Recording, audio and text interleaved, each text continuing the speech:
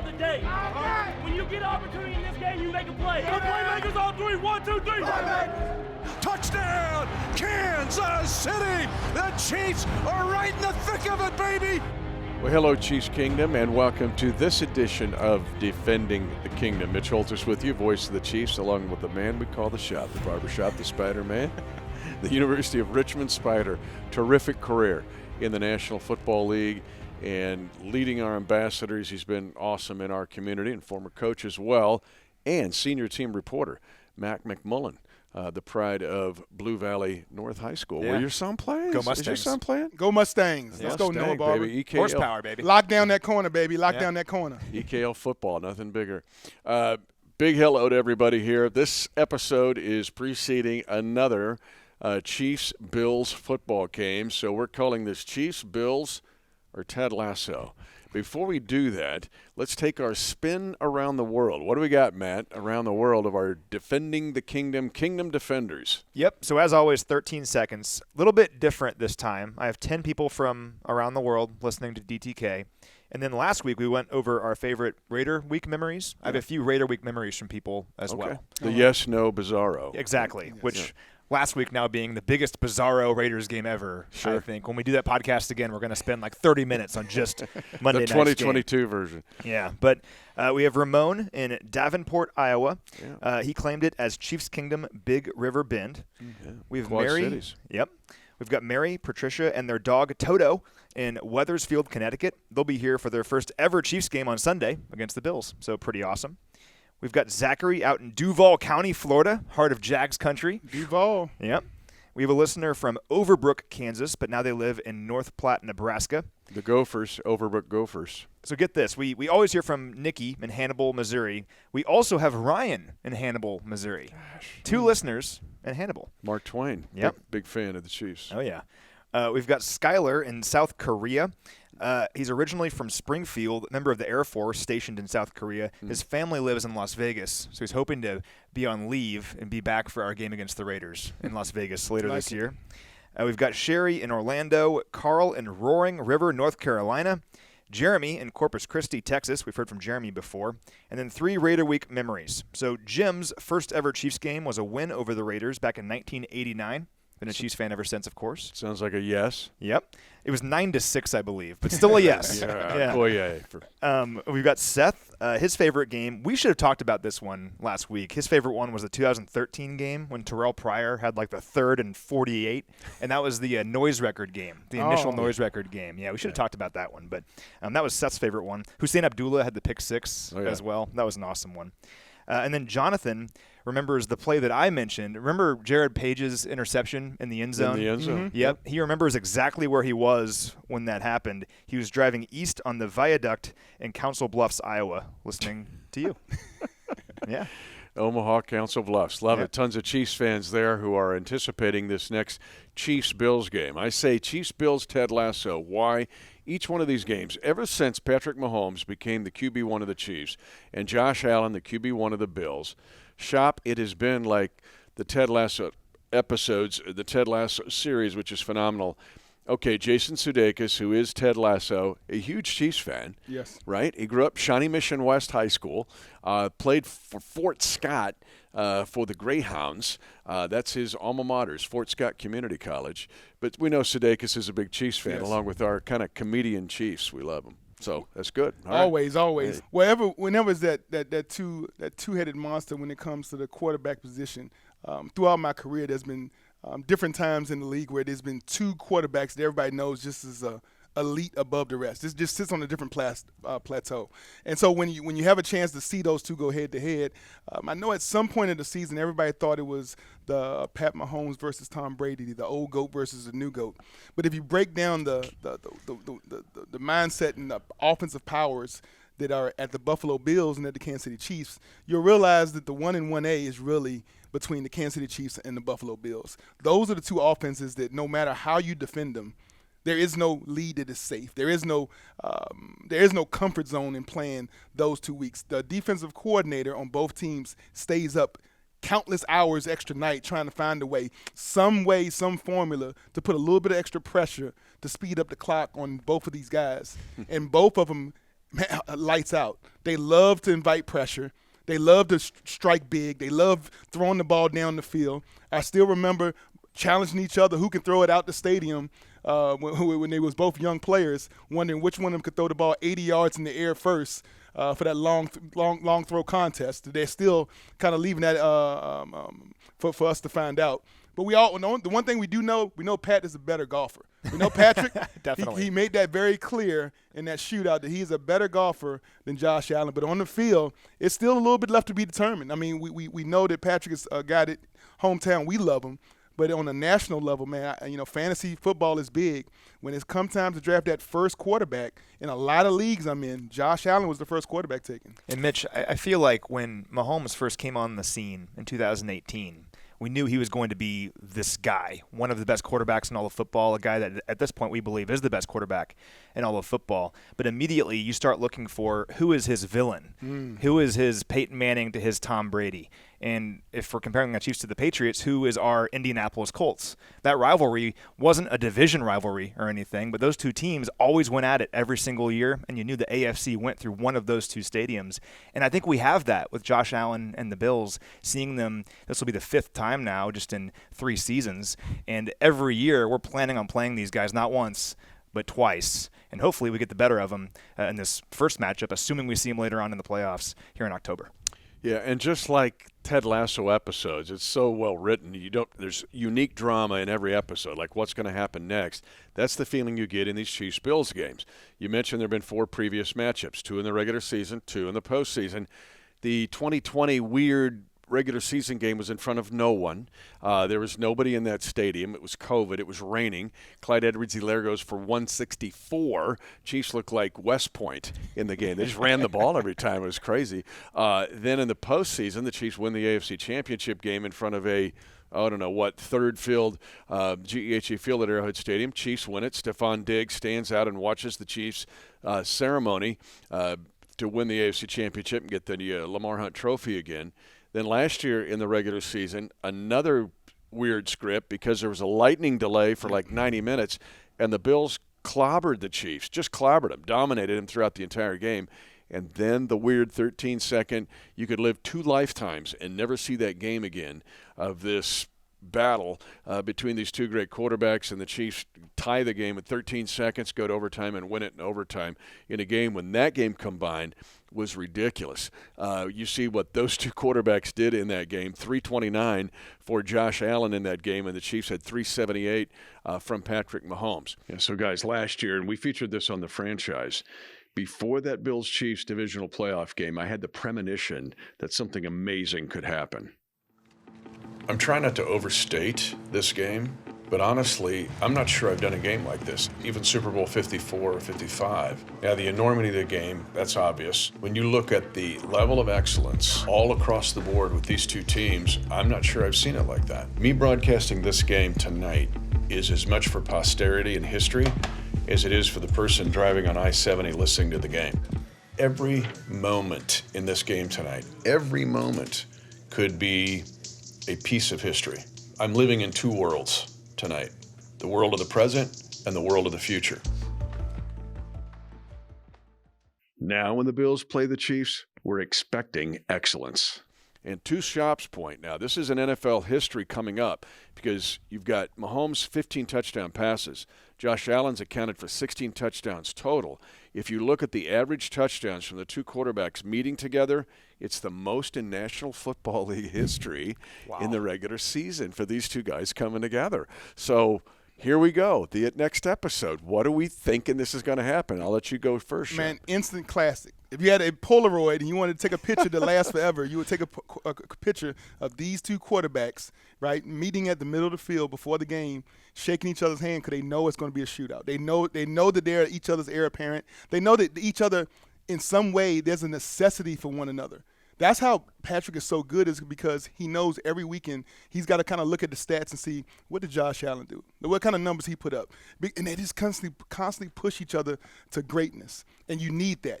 Every great athlete knows there needs to be somebody in your locker room or some opponent that is constantly pushing you when the lights are off and nobody's looking, for you to open up that playbook and get back to studying, to watch a little bit more film, to understand how am I going to attack this defense once again. And from a defensive standpoint, man, listen, we know that this defense is a little bit of a variation of what we do here. Steve Spagnuolo, Sean McDermott, they both kind of come off that Jim Johnson tree, God bless his soul. The defense I was a part of, it's high pressure in your face. It's fundamentally sound. They don't do all the trick 'em stuff. They're not trying to put somebody in front of Kelsey and only play 9 guys on the other 10 guys and what we saw last week. It's very fundamentally sound defense. They want to challenge you with your technique and with your ability to run your plays, and then they want to just hit you. They want to out-hit you. They want to be the tougher side of the ball, and they want to dominate the trenches. And what we got to worry about with Buffalo, and yes, I am worried about Von Miller. I'm worried about what he can do coming off the edge. But they have a lot of pass rushers up there that can put some heat on Patrick when needed. So we got to do really good job in first downs. We got to make sure our first downs are plus plays, get us in second and manageable, get us in manageable third down plays, continue to have that ball, do what we've been doing all year long, moving the ball down the field, scoring when we need to in the red zone, and then defensively just not giving up any of those big chunk plays that that Josh Allen and Stephon Diggs are just going to be pining for. They're going to be watering at the mouth to try to throw that ball down the field against our defense. Let me just tag a couple things here, Matt. Get your thoughts before I do that. In the fact that the Bills are super impressive this year. They're able to get pressure without blitzing. They have the highest pressure rate without blitzing in the National Football League. And the dudes they can rotate. Now, they had some injuries last week. They blow out the Steelers and still had major injuries. But the fact that they've got about 8 dudes up front, so Von Miller can come in just whenever he wants. They keep him fresh. Greg Rousseau, remember he snapped the ball, Venus flytrap last year on an interception with Patrick Mahomes. A.J. Epinesa, the former Iowa Hawkeyes, big here. Boogie Basham is a really good player. Then in the middle, they got a bunch of dudes. They have 8 starters, in my opinion. There are 8 starters in their defensive front that could play for anybody, start for anybody, but they're able to rotate. None of those guys play more than 60% of their snaps. They don't wear them down. And so it's this is for real now with this front you talk about. Well, it's the number 1 scoring defense in the NFL. They're allowing just over 12 points per game. The Chiefs right now are the number 1 scoring offense in the NFL. The Chiefs have more touchdowns than any other team, 20 touchdowns this year. So it's a total best-on-best kind of game. It's funny because we were just talking about this a few weeks ago with the Buccaneers. They were the number 1 scoring defense in the NFL, and the Chiefs scored 41 points on them. So hopefully we see something similar here in this game. But the thing with these quarterbacks is that neither of these guys is ever out of the game. Yes. We saw that on Monday Night Football with Patrick Mahomes. We already know this with him, but he proved it yet again. It's 17-0 against a very hungry division rival who knows you well. They want nothing more than to beat you. And that was an opponent that is fighting for their season. They have you down 17-0. Everything is going their way, and there's no panic. Everyone watching that game knew this game isn't over. No one turned that game off, and the Chiefs win that game. That's what Patrick Mahomes does. Josh Allen does that too, if we're being honest. And we saw that earlier this season against the Baltimore Ravens.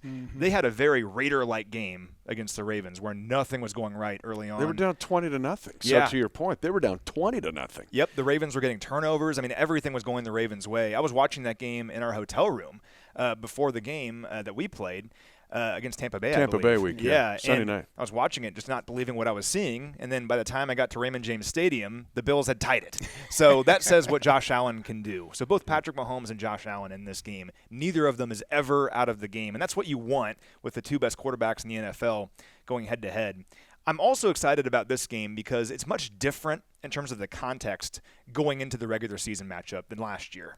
Last year, the Chiefs were going through some pretty weird stuff offensively at that point. The defense had really struggled, and the offense was still trying to find its identity a little bit because we were seeing these 2 high shell coverages by opposing defenses, and we were kind of trying to figure out how to combat that because the deep stuff wasn't open. I believe we were 2-2 going into that game, kind of fighting to stay afloat a little bit, and the Bills were rolling, and they got the better side of it in that one. We all know that. But this time, both teams are 4-1. Both teams are feeling really good about their previous performance, the Bills because they blew out the Steelers, and the Chiefs because they came back from that big deficit.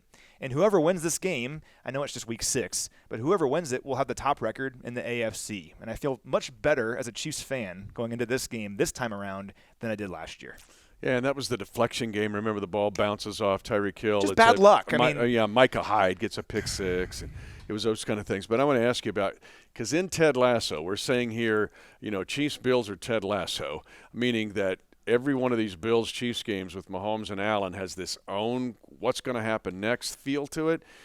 In Ted Lasso, if you follow it, there's Nate, the character who's been loyal to Ted Lasso, but the last scene of the last series or the last getting ready for the next group that comes out goes to the dark side. He goes to the other side. He goes to the villains team, right? And so here's Sean McDermott, who was starting at the very beginning stages of his career with the Eagles and Andy Reid. So now here's McDermott. He's like the Nate figure, like, oh, no, he's going off, and now he wants to destroy Andy Reid. Right? It's like, but I want to ask you, because the Bills are impressive here. Quick strike drives. They have scored 35 times in their 53 possessions, 35 times, Shop, in 4 or less plays. That is crazy. We saw it on the 98-yarder last week against the Steelers. They're at the 2. Whoop! So, Gabriel Davis, 98 yards. As a defender, you're a Chiefs defender. You're playing the crazy Josh Allen RPO game, and he can take off and run. And he ain't running 8 yards and sliding. He's going for 50, and yet he can wing it down the field. How do you play that as a defender and not give up the huge play? I think you just got to be smart and understand that they are electric. They are exciting. They do have this the ability to strike and this attack your end zone in one play or less. And with that knowledge, I think we do the exact thing that everybody was doing to Patrick last year. You go with the 2 shell. You have deep safeties. You play them like they're playing center field for baseball, and you kind of dare Allen to see if he's courageous enough, disciplined enough to take what you're giving him. And then when those underneath receivers catch the ball, you got to come up and dislodge them. You got to make it a purpose to make sure that you're hitting them and that they remember each one of those hits. And we have the safeties to do it. Juan Thornhill, Justin Reed, and Brian Cook, those guys are some of the hardest hit safeties in the league this year. And if all those three have that mentality of keep them snapping the ball in front of us, and then once they catch the ball, we're going to go up there and hit them to dislodge the ball. That's the difference. And if they want to incorporate a lot of that quarterback rushing, quarterback RPO systems, I think we have to. We saw it firsthand. There were some guys on this team that were making some game decisions, some business decisions, and sometimes they just didn't choose to put their nose in there. Sometimes, and they would rather just wrap them up, and they were being a little bit gentle with the quarterback. Now, when that quarterback breaks that huddle and you see him coming on a quarterback sweep or a quarterback counter, and he breaks through the line of scrimmage, you hit him like he's Jerome Bettis coming through. You hit him like he's all-star with the ball. You got to hit him and really put him on his butt, put him on his backside in a mean and a ferocious way to let him know I'm sending a message up into the booth to the offensive coordinator. You keep running this cat if you want. He might not make it to this game, much less the whole season. So you got to put some questions in their mind about how they're going to be calling those plays for the rest of the game. And that puts a little bit of doubt, I think, in the offense coordinator as far as what he can call throughout the game when you talk about those quarterback runs. It's a fabulous point, something that happened last year, and we've talked about this on the offseason, but in that regular season game, when the Chiefs would go to their 6 safety, 1 linebacker look, it was green light for Josh Allen. Yeah. It was like big green light because what he did was said, we ain't going to throw it. We're going to run quarterback power. We're going to run quarterback lead. Yeah. And they scored in 5 plays. It was a knife through butter. Now, I think the Bills are better this year than the 2021 Bills or the 2020 Bills. I think right now, the Bills are the most complete team in the National Football League. But if you do that again, green light might mean thigh contusion. Because the Chiefs defense they are way different. You just nailed it. They are way different than the group that was playing that 4-1-6 last year. And it starts at Bolton. We got to listen, man. Bolton. That young man has created a style of hitting. When he touches you, you go down. Yeah. Everybody misses a tackle every blue moon, but when he puts his paws on you, he puts those bear claws on you, or maybe those tiger claws since he's from Missouri. MIZ, baby. Yeah, running backs go down right away. And just an arrogance of his ability and his understanding of where to fit and how to play downhill football. As a linebacker, I'm sometimes mesmerized just to keep my eye on him every snap of every play. And he's done an amazing job, and I always like to just tip my hat to that young man. Josh Allen leads the Bills in rushing. He has more rushing yards than Clyde Edwards-Helaire. All right? But Nate here, the antagonist, who's Sean McDermott, is probably going to not be just so green light to let him run, because he may run into Nick Bolton on one of those 5 runs, and it was just going to take one shot. One hit. One shot. We know, and I think the Bills have been like, ooh, maybe we ought to rethink this a little bit. All right. To me, the Bills have kind of taken over the role of the Chiefs. Shop just talked about it, this quick strike. I mean, the role of the Chiefs in 19 and 20. But the Chiefs now, to me, feel like the New England Patriots of the mid-2000s. Why? They're playing different, but they're being incredibly efficient in the red zone. You talk about first down efficiency. That's my big thesis of this year. But in the red zone, these guys have been awesome. I mean, 23 possessions in the red zone, best in the league. 19 touchdowns, if I'm not mistaken. 18 touchdowns. But they're using tight ends, running backs. They're attacking you laterally, and they're playing arena football and doing it better right now than anybody in the league. Well, first of all, hearing Shop talk about how he wants our guys to wrap up and tackle, it reminded me of in the Raiders game. It was a big gain by Josh Jacobs, a big run, but Justin Reed just stood his ground. I was imagining you just cheering during that. And Jacobs tried rolling him over. Oh, yeah. And I mean, to his credit, Justin did take a big hit, but he still stopped him. Exactly. And good for Justin just standing his ground. That's what you need against the Buffalo Bills. But it's that bug in a windshield. We saw it a couple times. When it's Bolton, it's a bug hitting the windshield. I don't care if it is Josh Jacobs or Josh Allen. Yeah, you can run that 4-1-6 with Nick Bolton in the middle, and I feel really good about that because Nick can go out and cover a little bit too. And if you're going to run, he's going to stop you. But that's really the key to the game. I mean, the Bills are averaging more than 6 yards on first down. That's the most in the NFL. They have the best third down offense in the NFL because they don't have to go very far because they average so much on first down. The quarterback power game, like you guys were talking about, is the key to all of this, I think, because if it's 3rd and 3, the Bills are in shotgun, everyone knows what they're going to do. Everybody knows. And you just have to be able to stop it. And I think we really do have the personnel now to stop it. These guys are a big play offense, though, as well, as you said, Mitch. I mean, it's a big play passing offense. Allen is averaging 8.3 yards per attempt. He's 14 passes of 25 or more yards this year and the second best passer rating on deep passes in the NFL.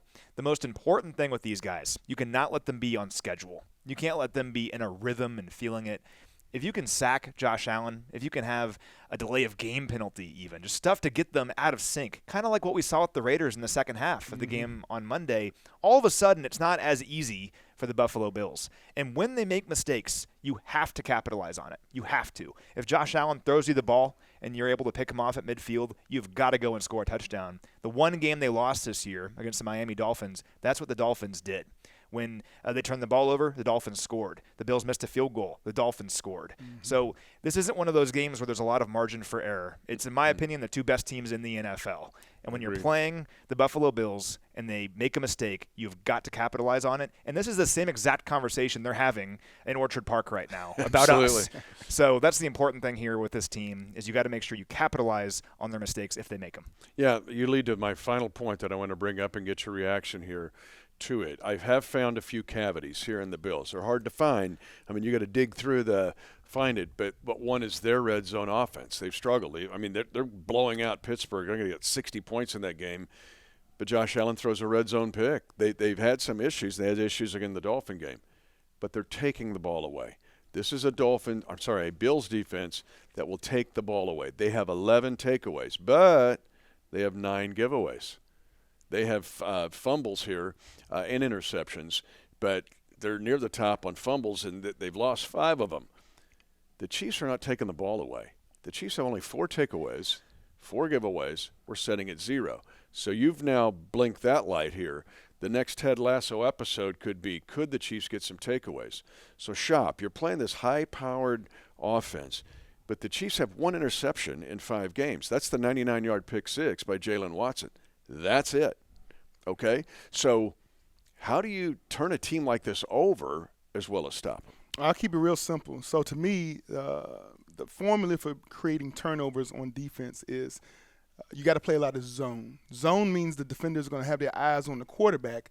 Zone defenders are able to move on the throw, get to the ball. You have 3, 4 guys. So any tip ball is going to be picked off and go the other way.